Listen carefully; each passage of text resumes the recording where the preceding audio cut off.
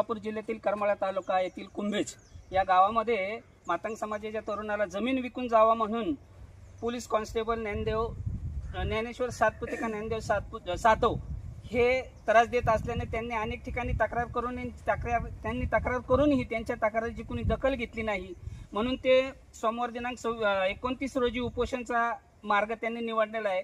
त्याबाबत आपण त्यांच्याकडून जाणून घेऊया काय झालं आणि काय नाही ते. तुमचं नाव काय आहे? तानाजी सोपान चांदणे. काय झालेलं आहे या सगळ्या प्रकाराबद्दल? मारहाण करून ते त्रास देतात. कशाबद्दल त्रास देतात? जमीन विकण्यासाठी. का बरं जमीन विकावा म्हणतात ते?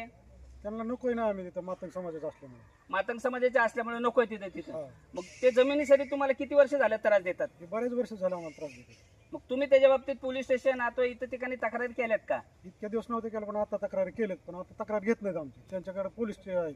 पोलीस असल्यामुळे तक्रार घेतली नाही. कुठं तक्रार केली तुम्ही? 112ला तक्रार केली होती, परत सोलापूरला केली आणि ते करमाळाला तर घेतली नाहीये. मग 112ला कधी तक्रार केली?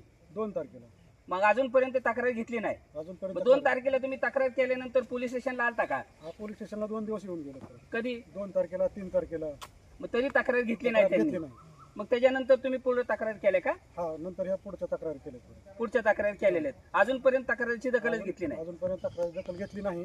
आणि ते पोलीस घरात असल्यामुळे सगळे त्याच्यामुळं आम्हाला त्यांचं हे मिळावं होता, त्यांच्यापासून संरक्षण की बाबा ही मारहाण करते त्यानं जमीन बळकवण्याचं चाललंय ह्यांचं.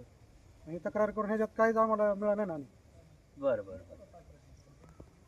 हे सगळं तक्रार तुम्हाला दमदाटी करायला आज कोण कोण येते त्यांच्या घरच्या सगळे लेडीजच येतात काटे घेऊन.